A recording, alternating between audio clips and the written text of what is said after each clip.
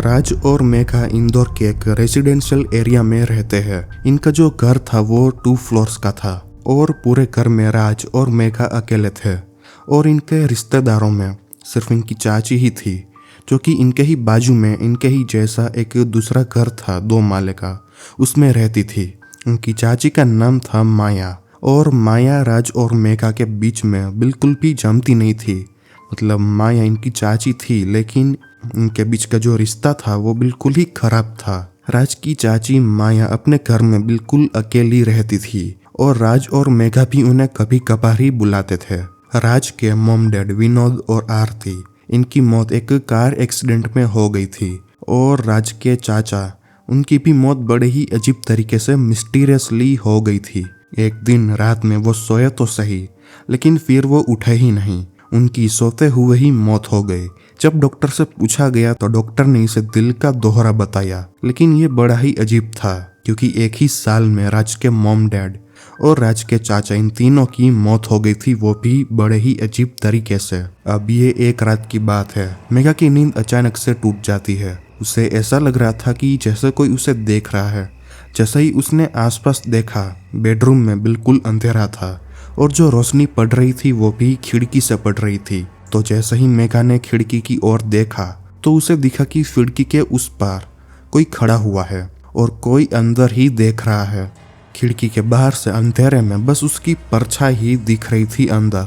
मेघा ने डरते हुए जल्दी से राज को उठाया और उसने राज को बताया कि कोई हमें खिड़की से देख रहा है। राज ने मेघा से कहा कि ये तुम क्या कह रही हो? हमारा जो बेडरूम है वो घर के 2nd फ्लोर पे है, तो 2nd फ्लोर पे कोई बाहर खिड़की के खड़ा रहकर कैसे हमें देख सकता है? मेघा ये सुन के सोच में पड़ गई। उसने फिर भी राज को एक बार चेक करने के लिए कहा, तो राज उठा और उसने खिड़की खोल के चेक किया, लेकिन बाहर आसपास कोई भी नहीं था। पूरा एरिया खाली था। अगली सुबह मेघा उठती है। राज अभी भी सो रहा था, तो मेघा उठती है और वो अपने घर का काम करना शुरू करती है।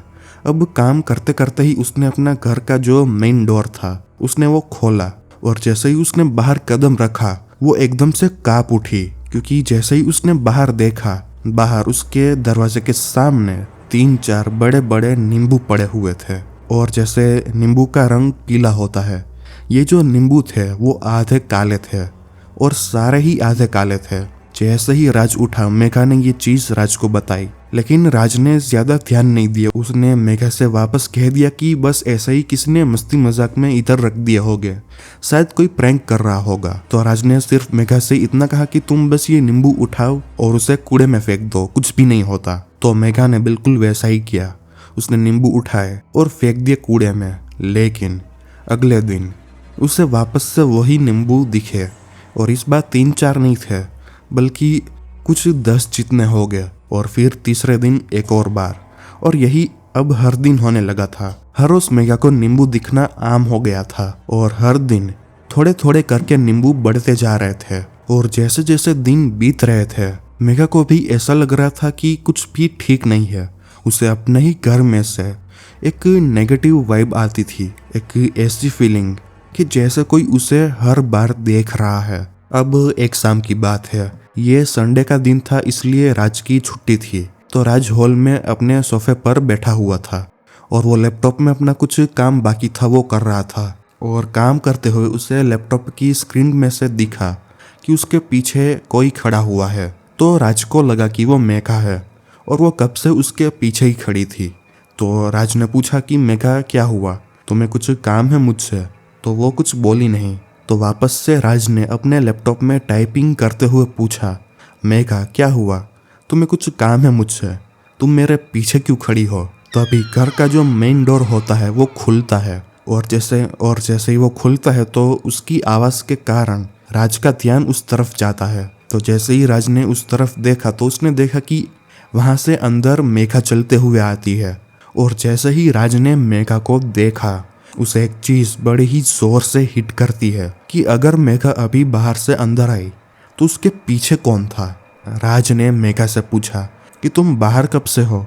तो मेघा ने कहा कि मुझे कुछ चीजें खरीदनी थी, इसलिए मैं कब से बाहर गई थी, और जाते वक्त मैंने देखा कि तुम अपना काम कर रहे हो, इसलिए मैंने तुम्हें डिस्टर्ब नहीं किया। तो ये सुन के राज एकदम शॉक था। उसने मेघा से इस चीज़ के बारे में बात नहीं की क्योंकि उसे लगा कि शायद मेघा ये सुन के डर जाएगी। अब कुछ दिन बीतते हैं और जितनी भी चीज़ें हो रही थी राज और मेघा के साथ इनके घर में, वो अब होना बंद हो गई थी। सब कुछ एकदम नॉर्मल हो गया था। राज और मेघा भी बिल्कुल भूल गए थे इन हादसों के बारे में। लेकिन तभी राज ने अपने काम पर जाने से पहले उसने ये सोचा कि कब से उसने अपनी चाची को देखा नहीं है, क्योंकि जब भी वो अपने काम पर जा रहा होता है या वापस आ रहा होता है, वो कभी कभी उन्हें बाहर सोसाइटी में किसी से बात करते हुए दिख जाती है। लेकिन कई दिनों से राज ने उन्हें बिल्कुल भी देखा ही नहीं है। तो राज ने सोचा कि मुझे उनके घर जाकर उनसे पूछना चाहिए कि कहीं उनकी तबीयत तो खराब नहीं है। तो जैसे ही राज उनके घर गया तो उसने देखा कि उनकी जो चाची है वो बेडरूम में सो रही थी, लेकिन उनके बेडरूम में से बहुत ही खराब बदबू आ रही थी। जैसे ही राज अपनी चाची के पास गया और जैसे ही उसने अपनी चाची का हाथ पकड़ के उनको उठाना चाहा, राज ने देखा कि उनका हाथ एकदम ठंडा है।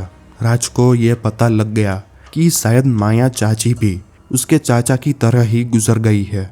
उनकी मौत के बाद जितने भी सारे रिचुअल्स होते हैं वो सब किए गए और उसके बाद उनका जो घर था उस घर को बिल्कुल बंद कर दिया गया। और अब जो पूरी फैमिली थी उसमें से सिर्फ राज और मेघा ही बचे हुए थे। और राज का जो घर था और उनकी चाची का जो घर था वो एकदम पास ही में थे। तो राज के घर के बेडरूम की विंडो से उनकी चाची की घर की जो बेडरूम की विंडो थी उसमें देखा जा सकता है। और राज की जो चाची थी उसने वो हमेशा अपने बेडरूम के विंडो का पर्दा हमेशा बंद रखती थी ताकि ये उन्हें बिल्कुल भी ना दिखे। चाची इनसे इतना ज्यादा नफरत करती थी। अब एक रात राज और मेघा अपने बेडरूम में सो रहे थे। रात के करीब 2 या 3 बजे हो गए। तभी अचानक से किसी आवाज से राज की नींद उड़ जाती है। जैसे ही राज उठा उसने वापस से वो आवाज सुनी। ये आवाज ऐसी थी जैसे कि कोई जोर जोर से दरवाजा पीट रहा हो। जैसे ही राज उठा और उसने अपनी बेडरूम की विंडो से बाहर देखना चाहा तो उसे दिखा कि सामने जो चाची का घर है उनकी जो बेडरूम की विंडो है वहां पे अंदर कोई खड़ा हुआ है। राज को लगा कि ये एक चोर है, तो उसने जल्दी से डंडा लिया और वो जल्दी से चाची के घर की ओर भागा। उसने मेघा को नहीं उठाया और वो अकेला ही चाची के घर के अंदर चला जाता है। जैसे ही वो बेडरूम के पास जाके बेडरूम का दरवाजा खोलता है उसे दिखा कि अंदर तो कोई भी नहीं था, सिर्फ और सिर्फ सन्नाटे के अलावा माया चाची का बेडरूम पूरा खाली था। अगली सुबह जैसे ही मेघा उठी और उसने वापस से जैसे ही काम करते हुए अपने घर का मेन गेट खोला, उसने वापस से देखा कि उसके घर के सामने अभी बहुत सारे नींबू पड़े हुए थे। और इस बार ये जितने भी सारे नींबू थे वो एकदम लाल थे। मेघा ये देख के डर जाती है और वो जल्दी भागते हुए अपने बेडरूम में जाती है और वो राज को उठाती है। और जैसे ही उसने राज को ये चीज़ दिखाई उसने मेघा से कहा कि कल रात को मेरे साथ भी ऐसा ऐसा हुआ था। तो मेघा ने राज से पूछा कि जब तुम चाची के घर के पास गए तो उनका जो मेन डोर था उसका जो ताला था वो लगा हुआ था या टूटा हुआ। तो राज ने जैसे ही ये सुना उसे तुरंत ये चीज़ याद आई कि जब वो रात में चाची के घर गया था तो उनके मेन डोर पे ताला लगा हुआ था और राज अपने साथ चाबी लेके गया था और उसे खोलने के बाद ही वो अंदर जा पाया था। तो मेघा ने राज से कहा कि अगर घर में ताला लगा हुआ था तो फिर अंदर कोई कैसे हो सकता है। राज मेघा से बोला कि तुम्हारी बात तो सही है, क्योंकि जब मैं अंदर पहुंचा तो अंदर कोई भी नहीं था, लेकिन ये भी सच है कि मैंने हमारे बेडरूम से किसी को चाची के रूम में खड़ा हुआ देखा था। ये सुन के मेघा वापस से डरने लगती है और वो कांपने लगती है। तो राज ने कहा कि देखो अभी मुझे लेट हो रहा है, तो ये जो कुछ भी हुआ है इसके बारे में हम रात में बात करेंगे। तो फिर राजीव चला जाता है अपने काम पर और मेघा आके किचन में अपना कुछ काम कर रही थी। अब शाम होती है और वो बस राज के आने का इंतजार कर रही थी। तभी डोर पे कोई नॉक करता है। जैसे ही मेघा ने यह सुना उसे पता चल गया कि शायद राज आ चुका है। तो जैसे ही उसने जाके डोर खोला उसके सामने राज ही था। वो जैसे ही अंदर आता है मेघा ने उसे सारी बातें बताई कि आज उसके साथ क्या क्या अजीब चीजें हुई, लेकिन राज ने कुछ भी सुना नहीं। वो नेहा से बस इतना बोला कि मैं नहाने जा रहा हूँ और इतना बोल के वो उनके बेडरूम में चला जाता है। मेघा ये देख के गुस्सा हो गई क्योंकि राज ने बिल्कुल भी मेघा की बात नहीं सुनी। लेकिन तभी वापस से कोई डोर नॉक करता है तो मेघा वापस से दरवाजे के पास आती है और वो डोर खोलती है। और उसने जैसे ही डोर खोला उसके होश उड़ गए। उसके सामने वापस से राज खड़ा हुआ था। राज ने मेघा से कहा कि तुम तो अभी ऊपर गए थे तो तुम यहाँ पे कैसे? राज बड़े ही हैरानी से बोला कि क्या मैं ऊपर गया था? मैं तो अभी अभी आया हूँ। तो मेघा ने राज का हाथ पकड़ा और वो उसे जल्दी से खींचते हुए बेडरूम में लेकर गई। तभी इन दोनों ने सुना कि बाथरूम में सच में कोई है। बाथरूम के अंदर से नल के पानी के बहने की आवाज आ रही थी। राज ने डरते हुए जैसे ही दरवाजा खोला इन्होंने देखा कि जो पूरा बाथरूम था उसमें हर तरफ खून जैसा लाल पानी फैला हुआ था। नीचे फ्लोर पे, दीवारों पे हर तरफ लाल खून जैसा लगा हुआ था। ये दोनों बहुत ही ज्यादा डर चुके थे।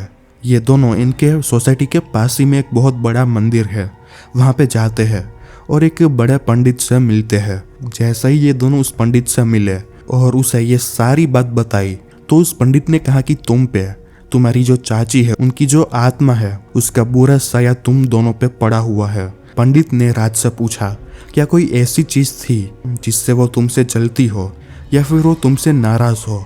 तो राज ने उनको ये सारी चीजें बताई, ये नींबू वाली और वो बाथरूम में खून वाली, और चाची के बारे में भी बताया कि उनके बच्चे नहीं थे। तो थोड़ा राज से और उसकी वाइफ मेघा से चिढ़ती थी। पंडित ने ये सब सुन के कहा कि शायद उसने काला जादू करके तुम्हारे पेरेंट्स और तुम दोनों को मारने की कोशिश की थी और शायद इसी कारण राज के मॉम डैड का एक्सीडेंट हुआ था। पंडित ने कहा कि बुरे कर्म हमेशा वापस आते हैं। तो जैसे उसने राज और उसके परिवार को मारने की कोशिश की थी वैसे ही चाचा और चाची की जान चली गई। लेकिन चाची की जो आत्मा थी वो अभी भी इनके घर में भटक रही है। पंडित ने राज और मेघा से कहा कि तुम दोनों अभी तक बचे हुए हो क्योंकि तुम्हारे माताजी तुम्हारी रक्षा कर रहे हैं। राज और मेघा ने फिर पंडित से पूछा कि अब हमें क्या करना चाहिए। पंडित ने इनसे कहा कि अब हमें तुम्हारे घर में और तुम्हारी चाची के घर में हवन करने पड़ेंगे। तो राज और मेघा ने ऐसा ही किया।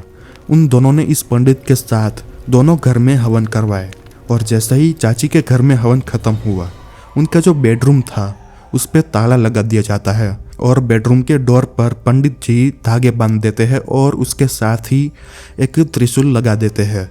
और फिर उस पूरे घर को हमेशा के लिए राज ने बंद कर दिया और उसके मेन डोर पे बड़ा सा ताला लगा दिया गया। और जैसे ही राज के घर में हवन खत्म हुआ राज और मेघा को अपने घर में वापस से एकदम शांति महसूस होने लगती है। ये जो भी सारे हादसे हो रहे थे रात में और दिन में मेघा और राज के साथ वो सब कुछ एकदम से ही हवन के बाद बंद हो जाता है और इन दोनों की जिंदगी वापस से नॉर्मल हो जाती है। और जैसा ये हॉन्टेड हाउस था, मुंबई में एक हॉन्टेड होटल है जिसमें बड़े बड़े क्रिकेटर्स, बड़े बड़े सेलिब्रिटीज जाते हैं, रुकते हैं।